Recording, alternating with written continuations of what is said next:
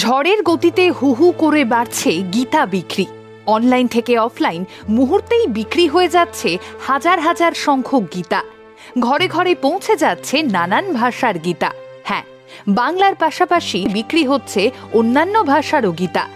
এমনকি শুধু ভারতেই নয়, বিদেশ থেকেও অর্ডার আসছে গীতার। কিন্তু বছরের পর বছর ধরে বইয়ের বাজারে অন্যান্য ধর্মগ্রন্থের মতোই গীতাও তো উপলব্ধ ছিল। তাহলে হঠাৎ করে কি এমন ঘটল যার জন্যে গীতার বিক্রি বেড়ে গেল প্রায় 3 গুণ? শুধু ভারতবর্ষেই নয়, অতীত থেকে বর্তমান সবসময় সারা পৃথিবী জুড়েই আলোচনার কেন্দ্রবিন্দুতে উঠে আসে শ্রীমদ্ ভগবদ গীতা।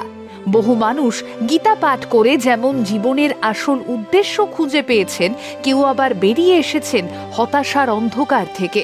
আবার কেউ দেওয়ালে পিঠ থেকে যাবার পর ঘুরে দাঁড়িয়েছেন গীতার হাত ধরে। এমনকি আজও কান পাতলে শোনা যায় এরকম বহু মানুষের জীবন কাহিনী, যারা গীতা পাঠ করে মনের জোরেই ফিরে এসেছেন মৃত্যুর মুখ থেকে। বলার অপেক্ষা রাখে না শুধু হিন্দু ধর্মের মানুষেরাই নন, ভিন্ন ধর্মাবলম্বী মানুষেরাও স্বীকার করে নেন মানব জীবনের সঠিক দিশার সন্ধান দেয় গীতা। ভালোবাসতে শেখায় গীতা, জাগিয়ে তোলে মানবিকতা বোধ, চোখে আঙুল দিয়ে দেখিয়ে দেয় ঠিক আর ভুল কিংবা পাপ আর পুণ্যের মাঝের তফাৎ কতটা। আর ঠিক সেই গীতার সেল এখন রীতিমতো শিরোনামে। কলেজ স্ট্রিটের হিসেব বলছে গত 1 মাসে বাংলা গীতা বিক্রি হয়েছে প্রায় 55,000। হিন্দিতে সেই সংখ্যাটা ছাড়িয়েছে 34,000। বিক্রেতারা বলছেন সব মিলিয়ে অন্যান্য সময়ের তুলনায় এখন গীতার বিক্রি প্রায় 3 গুণ বেড়েছে।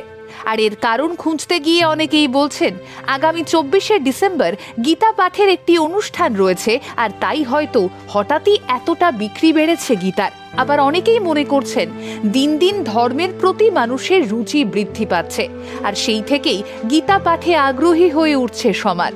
সেই থেকেই গীতা প্রচার পাচ্ছে। এছাড়াও গীতা পাঠের প্রশিক্ষণ বৃদ্ধি পাওয়ায় যুব সমাজের মধ্যেও গীতার প্রতি আগ্রহ বাড়ছে। বিদেশের মানুষরাও আকৃষ্ট হচ্ছেন সনাতন হিন্দু ধর্মের প্রতি। অনলাইন হোক কিংবা অফলাইন, গীতা প্রেস কিংবা ছোটখাটো বইয়ের দোকান, সর্বত্রই গীতার চাহিদা এখন তুঙ্গে। আর গীতা হাতে পেয়ে যেমন তৃপ্তি পাচ্ছেন পাঠকরা, তেমনি বিক্রি বেড়ে যাওয়ায় স্বভাবতই খুশি বই বিক্রেতারাও।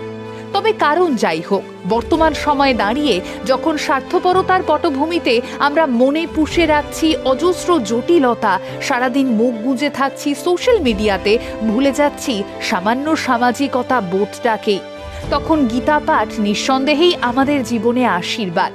হ্যাঁ, মনুষ্য জাতির মান আর হুঁশ ফেরাতে গীতা যেন সত্যিই আশীর্বাদ। আর গীতা পাঠকের সংখ্যা বেড়ে যাওয়া মানে তা পরোক্ষ কিংবা প্রত্যক্ষভাবে পাঠকেরই মঙ্গল, সর্বোপরি এই সমাজের কল্যাণ।